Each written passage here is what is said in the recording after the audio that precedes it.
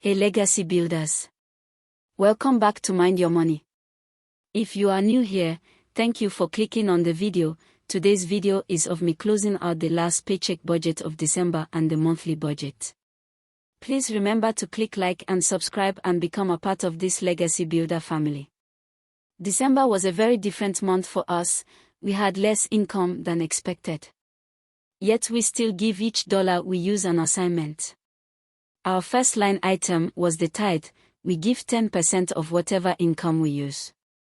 The next two priorities are to invest and save. I split the investing between my Fidelity IRA and Robinhood taxable brokerage. Good news, we hit 32 shares of realty income, excited about that. I also used the money saved in our 0-hour challenge to contribute to my IRA. The total was $120. Then, I split the savings between our next month bills fund and our new food category. I'll talk more about that when I return to YouTube with my January budget check-in. Although I knew our income was less than planned, I still withdrew cash from the bank to add to our big $10,000 savings challenge. We still have a cushion in our operating account, so I lean on that to eat the overage. Next, were our bills.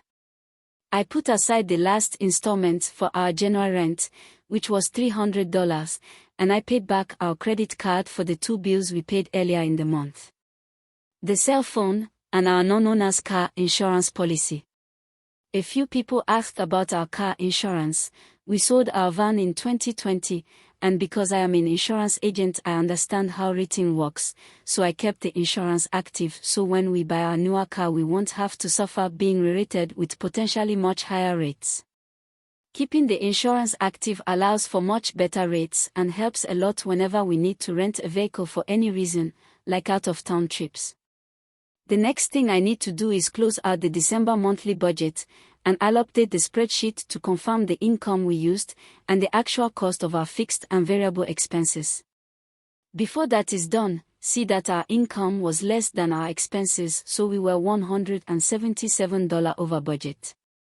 I added a note to remind me of why and how we handled it. Do you see why it is important to have an account cushion? Our budgets are not always perfect or exactly zero-based. Over here we do our best to make it work. My next step is to review the actual cost of our variable expenses. This is how I am closing out the budget for the month of December. By tracking how much we actually spent or saved in these variable categories. First, our tithe is tracked for each paycheck in the month. Giving is very important to us and our faith. Is there an item in your budget that is non-negotiable to you?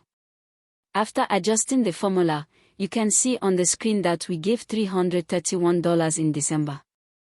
So I will input the same formula to total the amount invested and saved in multiple categories. While this is happening, will you please click the like button and leave a comment below? Thank you. Tasha's personal budget was completed on paper, but was not filmed because she is in the family way. It would mean a lot if you liked and commented under this video.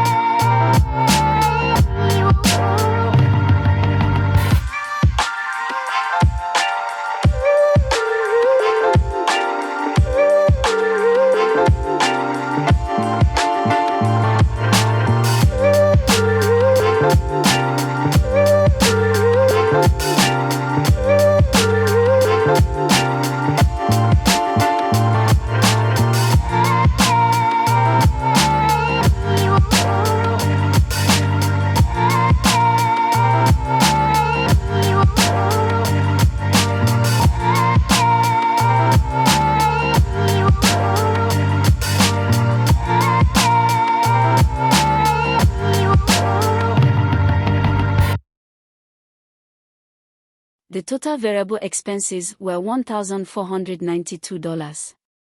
Next, we'll calculate the total of the actual fixed expenses.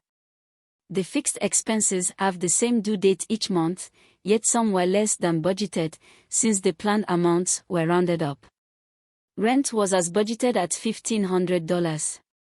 That's a mortgage payment, but moving on. The car insurance was budgeted for $70, yet the actual amount paid was $76.82. The electricity utility was budgeted at $50, but the actual amount paid was $47.03.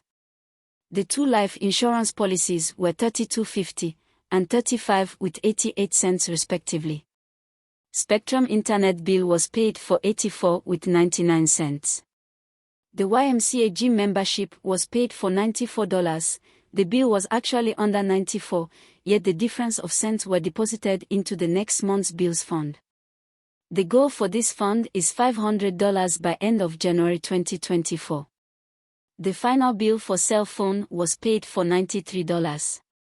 The total of fixed expenses came to $1,928 with 34 cents in December. Now the income used in December will be calculated using the sum formula per paycheck. Thankfully, it was a 5-paycheck month. Paychecks 1, 2, and 3 had slightly more income than planned, however paychecks 4 and 5 had less income than planned.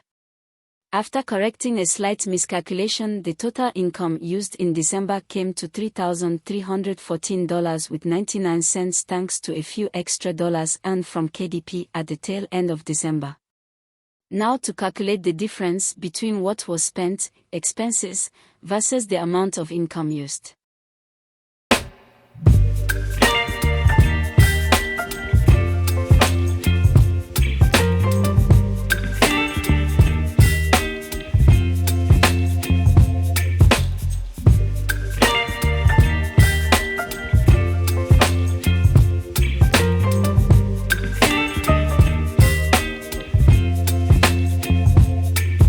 We are in the red, there were still a couple of wins for December 2023. One win is getting to 33 shares of Realty income via the Fidelity IRA. The goal is 100 shares by end of Q1 2024. Second win is successfully adding to the big $10,000 savings challenge every week in the month of December. Remember to celebrate each win. Mind your money, manage it well and live your life abundantly. Bye for now.